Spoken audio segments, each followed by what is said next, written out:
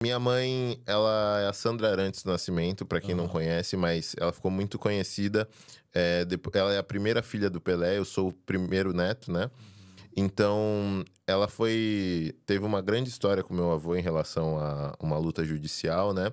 Eh, e ela foi reconhecida na justiça depois, enfim, que de muito tempo.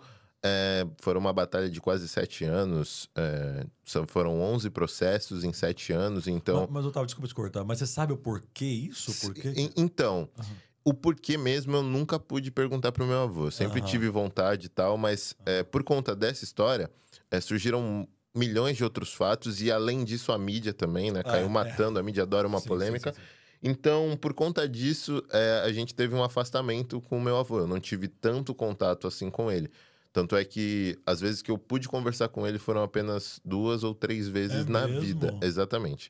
Pessoalmente, foi uma vez só. Aham. Na verdade, agora no final, eu fui no hospital também ver ele, né? Então, e foi a última vez, né? Que eu pude ver ele, assim, conversar, não muito porque ele não estava muito bem, não pude falar Uhum. com ele mesmo assim. Mas foi ali que, na verdade, eu conheci toda a minha família por parte dele. Eu já conheci algumas pessoas e tal, mas não conheci a fundo mesmo, Aham. consegui conversar, falar. Mas a história, pra quem não conhece, ficou muito conhecida, mas a história, pra quem não conhece, minha mãe foi reconhecida na justiça depois de tudo isso. E aí, com isso, foi um bafafá na época. Ah, primeira filha do Pelé, ela foi Aham. reconhecida agora na justiça e tudo mais. O rei não quis reconhecer, então ficou aquela coisa chata na mídia. Aham. Aham.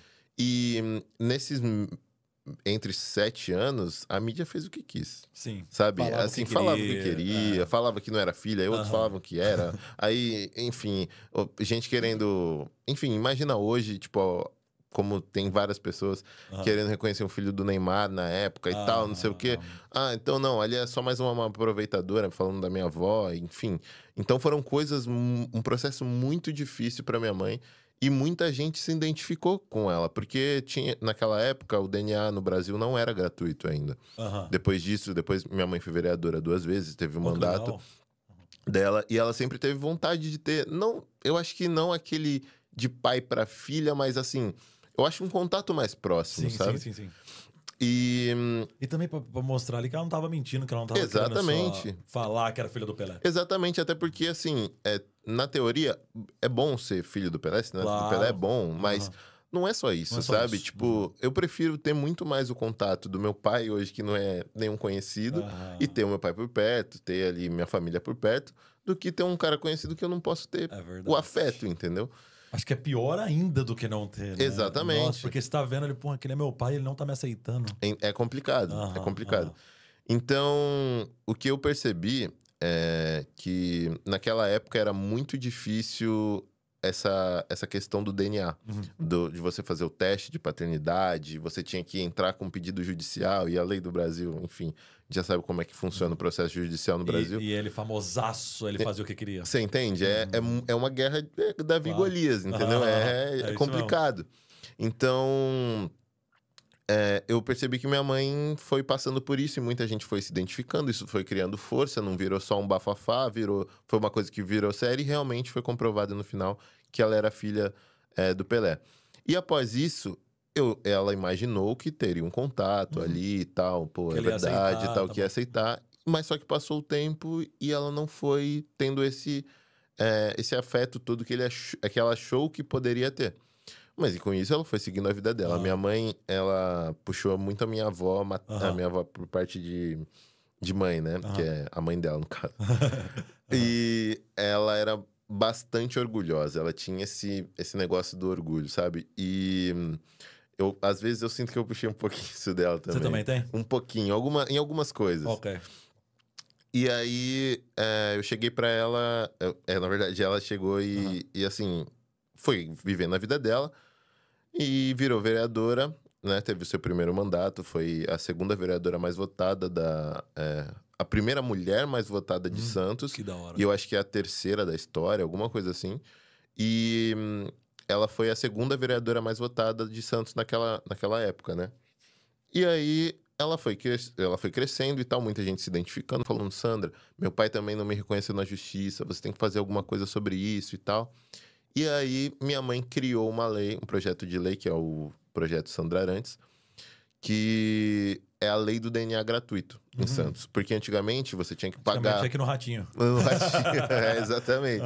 Processos e processos. Isso. Se você não quisesse pagar, você ia no Você Ratinho. no Ratinho. Exatamente. E o restante era tudo pagando, muito Sim. dinheiro. E era caro, né? Eu fiquei Muito sabendo, caro. muito caro, né? Minha mãe trabalhou como vendendo sapatos, tênis, né? E na época, mesmo ela tendo esse bafafá tudo, continuou trabalhando. E aí, depois que tudo isso aconteceu, virou vereadora, né, em Santos. E aí ela criou esse projeto de lei que é o Projeto Sandra Arantes, que todo o DNA hoje no Brasil, que essa lei virou federal depois, mas naquela época toda lei, todo teste de DNA que era feito era gratuito.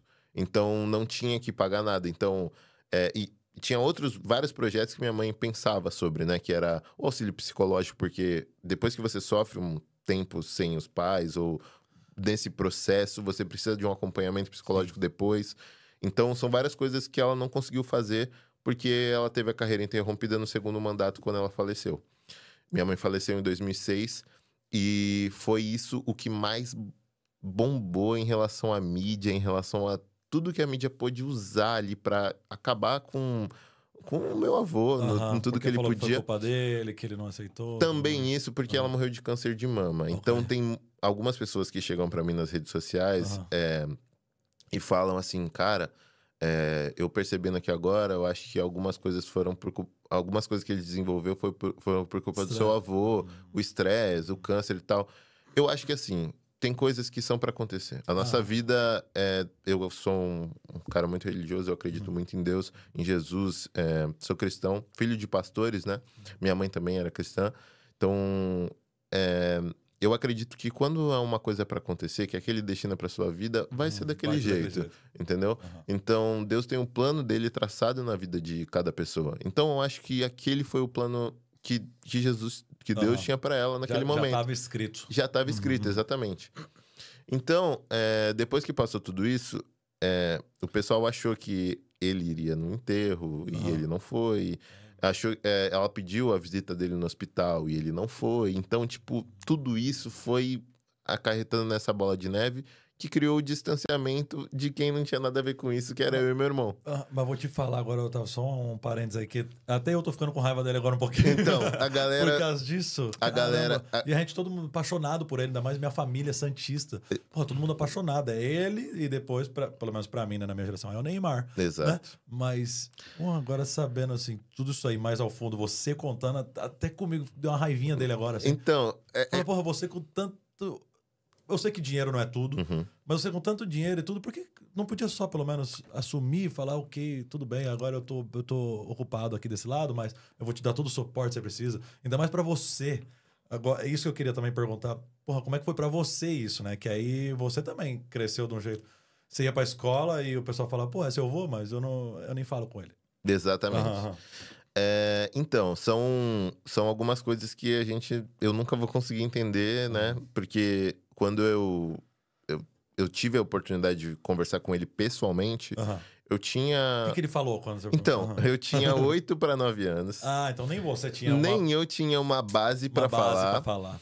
E foi em 2011. Eu acho que devia ter essa idade, não tô lembrando muito bem. Eu sou meio eu tenho 26. 26, ok. 26, eu tinha 8 para 9 anos. Meu irmão era mais novo. E foi no Hospital Pequeno Príncipe, que até hoje tem homenagens a ele e tudo mais.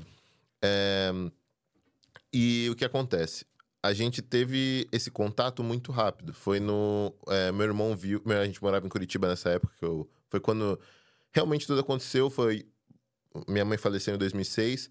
A gente pegou mais ou menos pra gente ir pra Curitiba, porque a mídia tava caindo, matando em cima sobre isso e tal. E meu pai achou melhor, por ser 2 crianças, não ficar nessa pressão de Santos. Podia ser em Curitiba, que a gente é menos conhecido. Sim. Mas em Santos, até hoje em dia, todo mundo para. Qualquer lugar que a gente vai, feira, tudo...